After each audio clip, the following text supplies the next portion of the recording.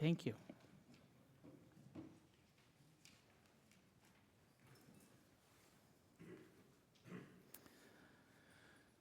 I hope you took a moment to read the insert about the stories that are being told through song, the stories we tell in the kids' moment. It's reflecting on these stories where seeds get planted, where we find lamps to guide us toward truth when the path ahead seems unclear. Look around you in the world of 2025, and we face darkness daily. We see spirals of violence. Even here in our own communities, we face the shadows of economic hardship, hatred towards immigrants and refugees, climate disaster, and political corrosion.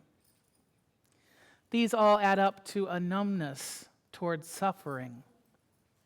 So many are crying out, urging, pleading, and so many others are turning away, overwhelmed, exhausted, and paralyzed. It's in these times when it can be tempting to shelter ourselves behind indifference, to say, what can I do anyway? To leave the work of justice and healing to others.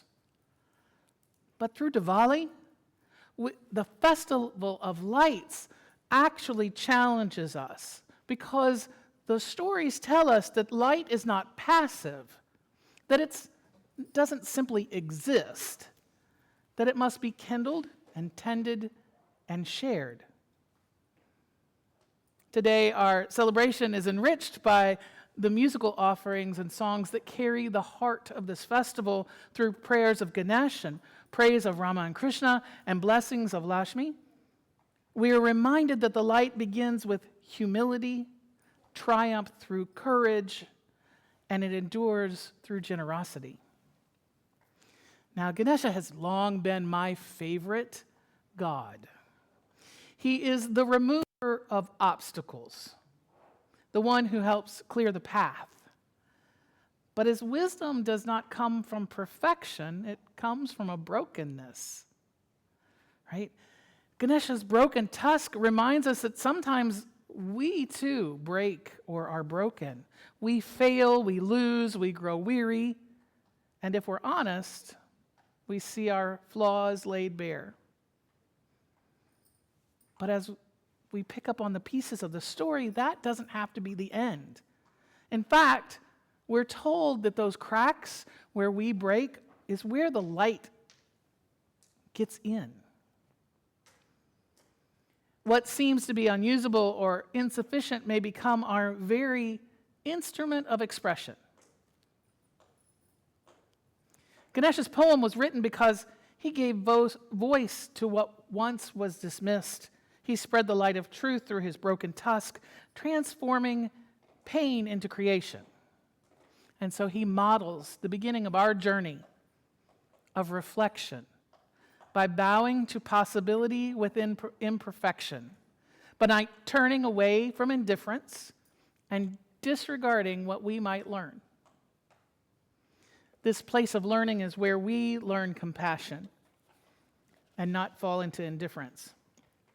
So I want to first kind of give you an insight into understanding the difference between compassion and indifference. Because compassion is not merely feeling pity from a distance. It's entering into a relationship, bearing witness and bearing risk.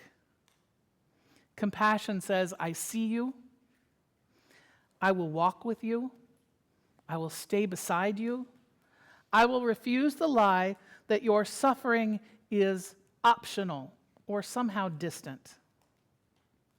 Indifference, on the other hand, says, I will not look, I will not know, I will turn away, and I will protect my own comfort at the cost of your pain. That's a hard truth.